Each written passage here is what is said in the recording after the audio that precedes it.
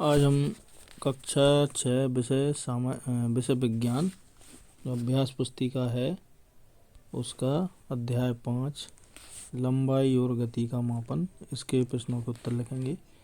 ये latest book है 2025-26 की, एनसीईआरटी द्वारा ये कंप्लीट की हुई पुस्तक है। तो इसके प्रश्नों के उत्तर लिखेंगे अध्याय 5 के, लंबाई और गति का मापन। तो पहला प्रश्न देखते हैं हम। ये देखिए, किलोमीटर का उपयोग करना उपयुक्त होगा और किसी वस्तु के पृष्ठ की मोटाई मापने के लिए मिलीमीटर का उपयोग करना होगा। क्रियाकलाप 1, पृष्ठ संख्या 83। लंबाई मापने के लिए अपने आसपास की कुछ वस्तुएं लीजिए, जैसे कंघा, पेन, पेंसिल और एक रबड़ इरेजर। मीटर पैमाने से उनकी लंबाई का एक एक करके मापन कीजिए और उसे तालिका में लिखिए। ये लंबाई का मापन है और ये तालिका बनी हुई है।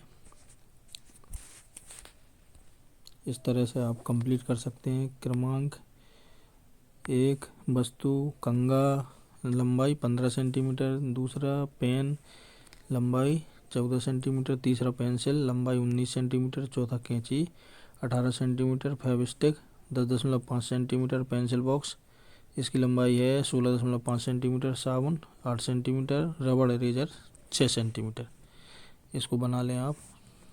अब है पाठ्य पुस्तक प्रश्न संख्या 84। प्रश्न, लंबाई मापने वाले कुछ उपकरण लचीले पदार्थ के क्यों बने होते हैं? उत्तर है, लंबाई मापने वाले कुछ उपकरण लचीले पदार्थ किस लिए बने होते हैं? ताकि घुमावदार या अनियमित सतहों पर इनकी मदद से सटीक मापा जा सके। पृष्ठ क्रमांक 86। प्रश्न है, ये किलोमीटर सूचक पत्थर क्या दर्शाते हैं? पद्मा यह निष्कर्ष कैसे निकाल सकती है कि वह अपने गंतव्य स्थान के निकट पहुंच रही है? उत्तर है, ये किलोमीटर सूचक पत्थर शहरों के बीच की सड़कों पर लगे होते हैं। ये पत्थर उस स्थान से किसी शहर विशेष संदर्भ बिंदु तक पहुंचने की दूरी को दर्शाते हैं। पद्मा ने किलोमीटर सूचक पत्थर पर पहले देखा कि वह दिल्ली से 70 किलोमीटर दूर है। थोड़ी देर बाद उसने देखा कि दिल्ली 60 किलोमीटर दूर है, तो उसने निष्कर्ष निकाला कि वह अपने गंतव्य के निकट पहुँच रही है। पाठ्य पुस्तक प्रश्न संख्या 87। प्रश्न, क्या इसका तात्पर्य है कि संदर्भ बिंदु के सापेक्ष पद्मा की स्थिति समय के साथ परिवर्तित हो रही है? किसी वस्तु की स्थिति एक संदर्भ बिंदु के सापेक्ष कब परिवर्तित होती है? क्या यह तब परिवर्तित होती है जब वस्तु गतिशील होती है? उत्तर, पद्मा ने किलोमीटर सूचक पत्थरों से देखा कि दिल्ली की दूरी समय के साथ कम होती जा रही है। इसका मतलब है कि संदर्भ बिंदु जो कि दिल्ली है के सापेक्ष पद्मा की स्थिति समय के साथ परिवर्तित हो रही है। जब वस्तु गतिमान होती है तो संदर्भ बिंदु के सापेक्ष उसकी स्थिति परिवर्तित होती है। दिल्ली जाते हुए पद्मा की स्थिति समय के साथ परिवर्तित हो रही है और वह समय के साथ दिल्ली के पास पहुंच रही है। ये देखिए, ये तालिका के माध्यम से ये सब और अच्छे से स्पष्ट समझ में आ रहा है। इसमें अपने आसपास की वस्तुओं का परीक्षण, इसको आप देख के ध्यान से लिख लें। अगला है, ये भी उसी में है। अब क्रियाकलाप 3, प्रश्न संख्या 89। एक रबड़ लीजिए और निश्चित ऊंचाई से उसे छोड़िए, उसकी गति का अवलोकन कीजिए। उत्तर, रबड़ की गति सरल रेखीय होती है। क्रियाकलाप 4, प्रश्न संख्या 90। एक धागे के एक छोर पर एक रबड़ या एक आलू बांधिए, इसके दूसरे छोर को हाथ से पकड़िए तथा चित्र 5.2 की तरह घुमाइए, इसकी गति का अवलोकन कीजिए। क्या रबड़ की गति घूमने वाले हिंडोले की गति के समान है? ये देखिए, इस प्रकार यह चित्र को देख के हमको बताना है। रबड़ या आलू की गति वृत्तीय गति है। जी हाँ, रबड़ की गति घूमने वाले हिंडोले की गति के समान है। क्रियाकलाप 5, प्रश्न संख्या 90। एक धागे के एक छोर पर एक रबड़ या एक आलू बांधिए, धागे का दूसरा छोर पकड़कर रबड़ को लटकाइए, अपना हाथ स्थिर रखिए, दूसरे हाथ का उपयोग करते हुए धीरे से रबड़ को एक ओर ले जाइए और फिर छोड़ दीजिए। चित्र 5.3। क्या यह एक माध्य स्थिति के इधर उधर गति करता है? क्या इसकी गति झूले की गति के समान है? ये देखिए, चित्र में ध्यान से देख के उत्तर लिखेंगे। जी हाँ, यह माध्य स्थिति के इधर उधर गति करता है। इस गति को दोलन गति कहते हैं। इसकी गति झूले की गति के समान है। क्रियाकलाप 6 प्रश्न संख्या 91। लगभग 50 सेंटीमीटर लंबी धातु की एक पतली पट्टी लीजिए। इसका एक छोर मेज पर दबा दीजिए। आप इसे दबाने के लिए कुछ पुस्तकों या एक ईंट का उपयोग चित्र 5.4 कर सकते हैं। पट्टी स्ट्रिप के दूसरे छोर को थोड़ा दबाइए और फिर छोड़िए। पट्टी के इस छोर की गति का अवलोकन कीजिए। क्या ये ऊपर नीचे गति करती है? यह भी दोलन गति का उदाहरण है। ये चित्र है, इसको ध्यान से देखिए। उत्तर है जी हाँ, कुछ देर ऊपर नीचे गति करती है। यह दोलन गति का उदाहरण है। क्रियाकलाप 7 है। प्रश्न संख्या 91। चित्र 5.5 में दर्शाया गया बच्चों का पार्क देखिए अथवा किसी बच्चे के पार्क का भ्रमण कीजिए। विभिन्न प्रकार की गति पर ध्यान दीजिए। उनका सरल, रेखीय, वृत्तीय एवं दोलन गति में वर्गीकरण कीजिए। तालिका में सभी गति सूचीबद्ध कीजिए। अपने किसी गति को किसी विशेष वर्ग में क्यों रखा है, इसका औचित्य बताइए। ये चित्र दिया है, इसको देखना है। इसमें 6 स्थितियां हैं। तो गति के प्रकार, ये देखिए, ये तालिका गति के प्रकार, जैसे झूला है तो ये नियत बिंदु के इधर उधर गति। सीसा है, नियत बिंदु के ऊपर नीचे गति। रस्सी कूदना, नियत बिंदु के ऊपर नीचे कूदना। फ्लाइट एक रेसर पट्टी है ना। चक्री, गोल गोल घूमना। मंकी बार, नियत बिंदु के इधर उधर गति। अब एनसीईआरटी पाठ्य पुस्तक अभ्यास, आइए सीखें। प्रश्न क्रमांक 1। तालिका के स्तंभ 1 में दी गई लंबाइयों का उनके मापन के लिए स्तंभ 2 में दी गए मात्रकों में से उपयुक्त मात्रक से मिलान कीजिए। ये देखिए, तो पहले में हमको जो ए है उसका दूसरा सही है, ये वाला है जो उसका दूसरा सही है, तो इस पे ये दूसरे वाले पे टिक हो जाएगा। दूसरा है जो बी है उसका चौथा सही है, यानी बी वाला जो है वो चौथा सही है। सी वाला पहला सही है, तो सी वाला ये पहला सही है। और डी वाला जो आखिरी बचा तीसरा सही है। ऐसे आप जोड़ी को मिलान कर लें। अगला प्रश्न देखेंगे अब हम। प्रश्न क्रमांक 2। निम्नलिखित कथनों को पढ़िए एवं सत्य कथन के सामने सत्य एवं असत्य कथन के सामने असत्य लिखिए। तो इसको देखिए ध्यान से। पहला है, एक सीधी सड़क पर चलती कार की गति सरल रेखीय गति का उदाहरण है, तो ये सत्य है। तो इसके सामने हमको सत्य लिखना है, ठीक है, और सत्य का निशान भी लगा सकते हैं। दूसरा है, कोई वस्तु यदि समय के साथ किसी संदर्भ बिंदु के सापेक्ष अपनी स्थिति में परिवर्तन करती है तो वह गति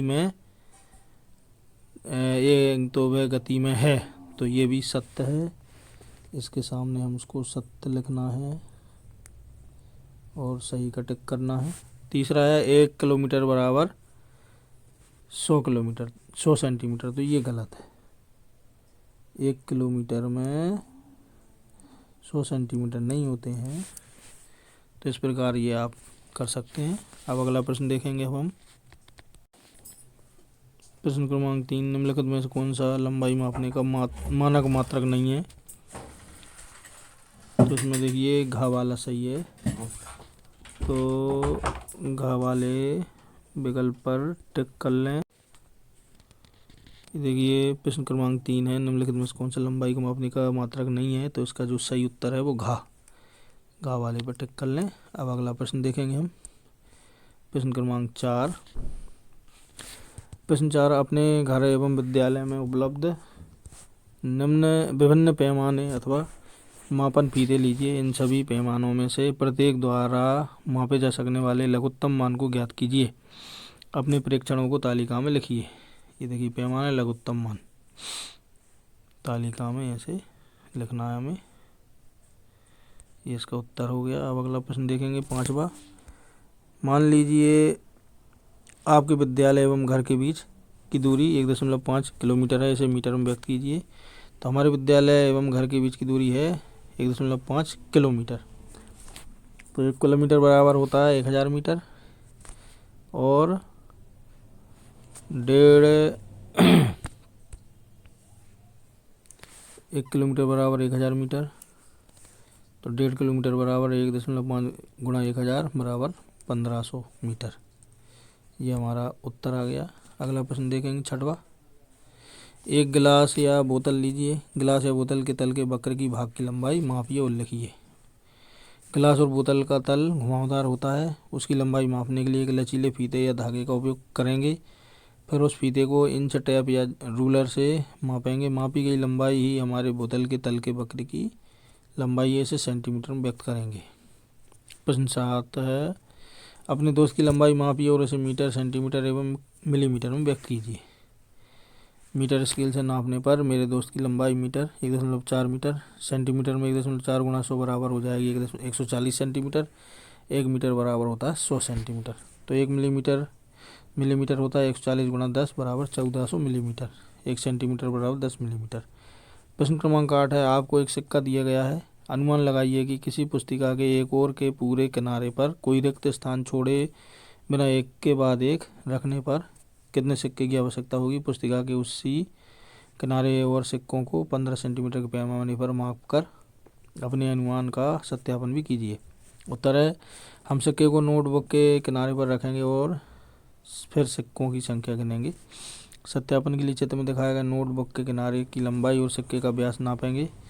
नोटबुक की लंबाई बराबर 20 सेंटीमीटर, सिक्के का व्यास 2 सेंटीमीटर। पुस्तक की पूरी लंबाई को कवर करने के लिए पुस्तक पर रखे जाने वाले सिक्कों की संख्या 20/2 बराबर 10 होगी। इस तरह से ये चित्र भी बना लें। प्रश्न क्रमांक 9 है, सरल रेखीय वृत्तीय एवं दोलन गति के दो उदाहरण दीजिए। सरल रेखीय गति है पेड़ से गिरता हुआ फल, सीधी सड़क पर चलता हुआ ट्रक। वृत्तीय गति है घूमता हुआ पंखा, पृथ्वी की सूर्य के चारों ओर गति। दोलन गति है पेंडुलम, गिटार के कंपन करते तार। 10वां प्रश्न है, अपने चारों ओर की विभिन्न वस्तुओं पर ध्यान दीजिए। कुछ वस्तुओं की लंबाई को मिलीमीटर में और कुछ को सेंटीमीटर में और कुछ को मीटर में व्यक्त करना आसान होता है। प्रत्येक श्रेणी में 3 वस्तुओं की सूची बनाइए एवं तालिका में लिखिए। उत्तर है, हमारे चारों ओर की कुछ वस्तुओं का आकार, ये देखिए लंबाई का उपयुक्त मात्रक और मापनीय वस्तु। तार की मोटाई, सिक्के की मोटाई, पेन की मोटाई। सेंटीमीटर पेंसिल की लंबाई, मोबाइल चम्मच की लंबाई, किताब की लंबाई। मीटर में खेल के मैदान की चौड़ाई, पेड़ की ऊंचाई, दरवाजे की ऊंचाई। ये इस तरह से टेबल बनाना। अगला प्रश्न 11, एक रोलर कोस्टर का ट्रैक चित्र 5.7 में दिखाया गया आकार में बनाया गया है। एक गेंद बिंदु का से प्रारंभ होती है। ये देखिए ऐसा रोलर, ये कोस्टर का ट्रैक, ये चित्र देख लें अब। तो एक गेंद बिंदु का से प्रारंभ होती है और बिंदु चा से निकल जाती है। रोलर कोस्टर पर गेंद की गति के प्रकार और ट्रैक के संगत भागों की पहचान कीजिए। तो उत्तर है, बिंदु का से खा रेखीय गति, खा से अणा वृत्तीय गति, अणा से चा रेखीय गति। प्रश्न 12, तस्नीम स्वयं एक मोटर पैमाना बनाना चाहती है। वह उसके लिए निम्नलिखित सामग्री पर विचार करती है। प्लाईवुड, कागज, कपड़ा, लचीली रबड़, स्टील आदि। इनमें से उसे किसका उपयोग नहीं करना चाहिए और क्यों। उत्तर, मीटर पैमाना बनाने के लिए लचीली रबड़ का उपयोग नहीं करना चाहिए, क्योंकि इसे हल्का सा भी खींचने से उसकी लंबाई का माप बदल जाएगा। कपड़े में झुर्रियाँ पड़ सकती हैं, कागज़ आसानी से फट सकता है। पैमाना बनाने के लिए प्लाईवुड या स्टील उपयुक्त है, क्योंकि उनकी लंबाई एक समान रहती है। प्रश्न क्रमांक 13,